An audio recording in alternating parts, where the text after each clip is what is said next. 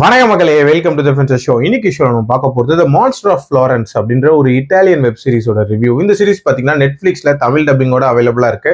மொத்தமே 4 எபிசோட்ஸ் தான். ஒன்றுமே 50 minutes to 1 hour டியூரேஷன். ஒரு சின்ன சைஸ் சீரிஸ் அப்படின்னே சொல்லுவேன். இந்த சீரிஸ் ஒரு தரமான இன்வெஸ்டிகேஷன் த்ரில்லர் சீரிஸ். அதுவும் உண்மை சம்பவங்களை மையமா வச்சு அமைக்கப்பட்ட சீரிஸ். அதாவது 1960 இருந்து 90 காலகட்டத்துக்குள்ள 8 டபுள் மர்டர்ஸ் அப்படின்றது ஃப்ளாரன்ஸ் அப்படின்ற ஒரு பகுதியில நடக்குது. இந்த 8 கொலைகளுமே பாத்தீங்கன்னா ஒரே பேட்டர்ன்ல தான் நடக்குது. அதுவும் எல்லாமே கப்பிள்ஸ் தான். அதாவது காருக்குள்ள ஒரு ஓரமா ஒதுங்கி இருந்து ரொமான்ஸ் பண்ணலாம் அப்படின்னு நினைக்கக்கூடிய அந்த கப்பிள்ஸ் இருப்பாங்கல்ல, அவங்கள சுட்டு கொள்றது அப்படின்ற மாதிரி கொண்டு இருக்காங்க. இந்த மாதிரி 1982 ஒரு சம்பவம் நடக்குது. இந்த சம்பவம் நடக்கும் போதுதான் இதுக்கும் 1968 நடந்த ஒரு கொலைக்கும் சிமிலாரிட்டிஸ் இருக்கு அப்படின்ற மாதிரி ஜட்ஜ் பண்றாங்க. அதாவது ஒரே ரைஃபிள யூஸ் பண்ணிருக்காங்களே அப்படின்ற மாதிரி சொல்லிட்டு கெஸ் பண்றாங்க. அந்த 1968 நடந்த சம்பவம் அப்படின்றது ஸ்டெஃபானியோ அப்படின்ற ஒரு நபர் தன்னோட மனைவி வேற ஒருத்தரோட கள்ள தொடர்புல இருந்தாங்க அப்படின்ற ஒரு காரணத்துக்காக சுட்டு கொல்லப்பட்டாங்க. அதுக்காக அவர் அரெஸ்ட் பண்ணவும் பட்டிருப்பாரு. இன்ஃபேக்ட் ஜெயில் தண்டனையும் அனுபவிச்சிருப்பாரு. சோ இந்த சம்பவம் இவர் பண்ணிருக்க மாட்டாரு. சோ இதுக்கு பின்னாடி ஏதோ ஒரு மர்மம் இருக்குன்ற மாதிரி திருப்பி அவர்கிட்ட இன்வெஸ்டிகேட் பண்றாங்க.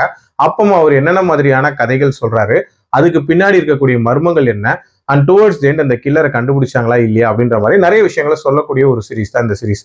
இந்த சீரிஸை பொறுத்த வரைக்கும் நான் ஸ்டார்டிங்லேயே ஒரு விஷயம் சொல்லிடுறேன்.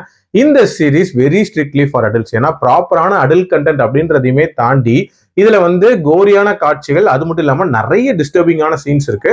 அதனால அந்த மாதிரியான விஷயங்கள் நீங்க பாப்பீங்கன்னா பாருங்க, இல்லைன்னா தாராளமா ஸ்கிப் பண்ணிக்கலாம். எனக்கு இந்த சீரீஸ்ல பிடிச்ச விஷயமே அந்த ரானஸ் அப்படின்ற ஒரு விஷயம் தான்.